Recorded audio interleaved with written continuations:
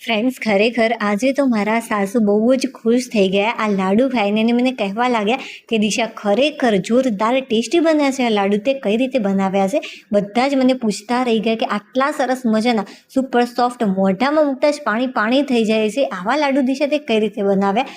ખરેખર ફ્રેન્ડ્સ બહુ જ ટેસ્ટી બનીને તૈયાર થયા છે. જુઓ કેટલા સરસ મજાના સુપર સોફ્ટ બન્યા છે. ચાલો ભાઈ ફટાફટ હું આનો ટેસ્ટ કરી લો અને સાચી માહિતી આપું. વાવ, ખરેખર સુપર્બ લાગે છે. તો ચાલો ફટાફટ બનાવવાની શરૂઆત કરી દઈએ. તો આ માટે સૌથી પહેલાં મેં લીધી છે એક પાકી કેરી.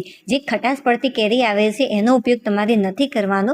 જે ગળી કેરી હોય, એકદમ પાકી ગઈ હોય, એનો જ તમારે ઉપયોગ કરવાનો છે. તમે કોઈ પણ કેરીનો ઉપયોગ કરી શકો છો જે પાકેલી હોય એનું. બસ ઉપરની છાલને તમારે દૂર કરી દેવાની. જુઓ છાલને મેં દૂર કરી દીધી છે. હવે આપણે સરસ આના ટુકડા કરી દઈશું. જુઓ કેરીને કટ કરવાની પણ એક રીત હોય છે. જો તમે આ રીતે કટ કરશો તો એકદમ ઇઝીલી આ ફટાફટ કટ થઈ જતી હોય છે. કેરીના ટુકડાને અત્યારે હું સાઈડમાં મૂકી દઉં છું, ત્યારબાદ એનો આપણે ઉપયોગ કરીશું. હવે ફ્રેન્ડ્સ મેં લીધી છે આખી ખાંડ, તો અડધી વાટકી જેટલી ખાંડ લીધી છે. જે માપ છે એકદમ પરફેક્ટ છે. જો તમે આ માપથી બનાવશો તો પહેલી વારમાં એકદમ પરફેક્ટ બનીને આ રેસીપી તૈયાર થશે. સારી એવી ફ્લેવર આવે એ માટે મેં ઇલાયચીના દાણા એડ કર્યા છે. 3 થી 4 જેટલી ઇલાયચીના દાણા છે. મિક્સર જારની અંદર લઈ અને સારી રીતે ક્રશ કરી લઈશું. અને હા ફ્રેન્ડ્સ, જે ખાંડ છે એકદમ પરફેક્ટ રીતે ક્રશ કરેલી હોવી જોઈએ, બિલકુલ પણ દાણા ન રહેવા જોઈએ. જુઓ આ રીતે તમે ટચ કરશો ત્યારે એકદમ તમને ફાઇન લાગવું જોઈએ. તો સમજવાનું કે પરફેક્ટ રીતે જે ખાંડ છે ક્રશ થઈ ગઈ છે. હવે ફ્રેન્ડ્સ, જે દૂધ ઉપરની મલાઈ આવતી હોય છે આપણે એનો ઉપયોગ કરીશું અત્યારે. અને આનાથી ખરેખર જે રેસીપી છે ખૂબ જ સુપર સોફ્ટ બનીને તૈયાર થશે. તો 2 થી 3 ચમચી જેટલી અત્યારે હું મલાઈનો ઉપયોગ કરી રહી છું. જો મલાઈ ન હોય ઘરમાં તો આના વગર પણ તૈયાર કરી શકાય છે. આની જગ્યાએ તમારે 2 થી 3 ચમચી જેટલું ઘી એડ કરી દેવાનું, તો પણ સુપર સોફ્ટ બનીને આ રેસીપી તૈયાર થશે. જે 3 ચમચી જેટલી મેં મલાઈ લીધી હતી, એક મોટા બાઉલની અંદર આપણે આને નીકાળી લઈશું અને ત્યારબાદ ચમચીની મદદથી સારી રીતે આને ફેટી લેવાની કે જેથી આ થોડીક સ્મૂથ બની જાય. જુઓ આ રીતે થોડું પ્રેસ કરતા તમારે આને ફેટી લેવાની છે. ફેટતા બિલકુલ પણ ટાઈમ નથી લાગતો, ફટાફટ ફેટાઈને તૈયાર થઈ જશે. જુઓ કેટલી સરસ મજાની આ સ્મૂથ બની ગઈ છે. રેસીપીમાં સરસ મજાનું બાઇન્ડિંગ આવે એ માટે આપણે ફ્રેન્ડ્સ મમરાનો ઉપયોગ કરીશું. જો કાચા મમરા તમે ખાવ તો પણ આપણને નડતા નથી, એટલા માટે અત્યારે મેં મમરાનો ઉપયોગ કર્યો છે. જે દળેલી ખાંડ હતી મેં એક બીજા વાસણની અંદર નીકાળી લીધી છે. તો 2 વાટકી જેટલા અત્યારે મેં મમરા લીધા છે. જે વાટકીની મદદથી મેં ખાંડ લીધી હતી, બસ એ જ વાટકીની મદદથી મેં મમરા લીધા છે. જો અડધી વાટકી જેટલી ખાંડ હોય તો 2 વાટકી જેટલા મમરા ઇનફ છે. જ્યારે તમે આનો ભૂક્કો કરશો, મતલબ કે મિક્સર જારની અંદર તમે આને ક્રશ કરશો ત્યારે ભૂક્કો થોડોક જ થઈ જતો હોય છે. બટ તમારે આખા મમરાનું માપ લેવાનું છે, ભૂક્કાનું નહીં. મમરાના ભૂક્કાને તમે જ્યારે ટચ કરશો ત્યારે ખાંડ જેવું એકદમ ફાઇન ક્રશ નહીં થાય. સામાન્ય તો કકરું તમને લાગશે, બટ આટલું ઇનફ છે. જો 2 વાટકી મમરાથી ફક્ત અડધી વાટકી જેટલો જ આ ભૂક્કો થયો છે. અડધી વાટકી કરતાં પણ થોડોક ઓછો છે, બટ આટલો પરફેક્ટ છે. હવે જે વાટકીની મદદથી ખાંડ ઉમેરી હતી, બસ એ જ વાટકીની મદદથી આપણે મેંગો પલ્પ પણ ઉમેરવાના છે. પલ્પનું પ્રમાણ તમારે કેટલું રાખવાનું છે એ હું તમને વિડીયોમાં આગળ કહીશ. અત્યારે હું કેરીના ટુકડા આની અંદર ઉમેરી રહી છું અને ત્યારબાદ થોડોક ફૂડ કલર એડ કરીશું. જો ફૂડ કલર ન હોય તો આના વગર પણ તૈયાર કરી શકાય છે.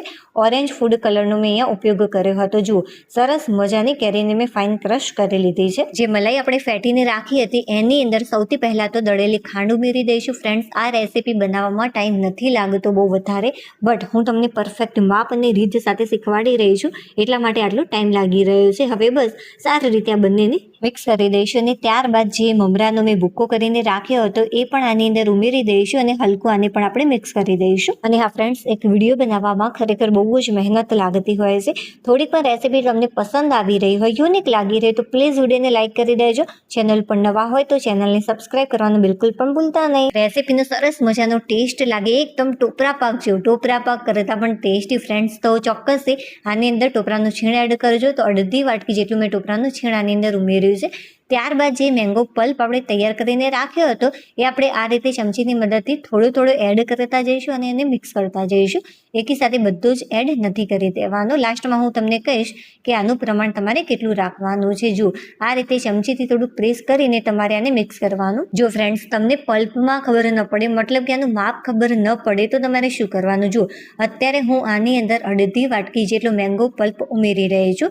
જો તમને ખબર ન પડે તો તમારે શું કરવાનું. જો વધારે પડે તો રીતનું સોફ્ટ થઈ જાય તો થોડુંક ટોપરાનું છીણ આની અંદર ઉમેરી દેવાનું, અથવા તો તમારે મમરાને ક્રશ કરીને આની અંદર ઉમેરી દેવાના થોડા થોડા કરીને, તો સરસ મજાનું એ ઘટ થઈ જશે. બટ હા, અત્યારે હું થોડુંક સોફ્ટ જ રાખું છું, કેમ કે જ્યારે તમે થોડી વાર માટે આને આ રીતે રહેવા દેશો, હું ફ્રીઝમાં આને મૂકવાની છું થોડી વાર માટે, કે જેથી આ સરસ મજાનું ઘટ થઈ જાય અને અંદરથી એકદમ સોફ્ટ રહે. એટલા માટે જુઓ, સરસ મજાનો સોફ્ટ બનીને તૈયાર થઈ ગયું છે.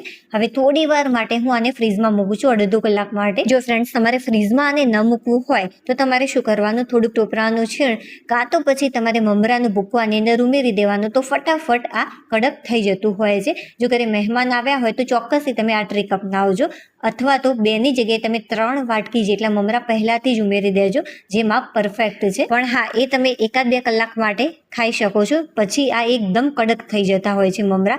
એટલા માટે તો બને ત્યાં સુધી તમારે આ ટાઈપનું સોફ્ટ રાખવાનું અને ત્યારબાદ ફ્રીઝમાં મૂકી દેવાનું મિક્સર અડધો કલાક માટે, તો સરસ મજાનું કડક થઈ જશે.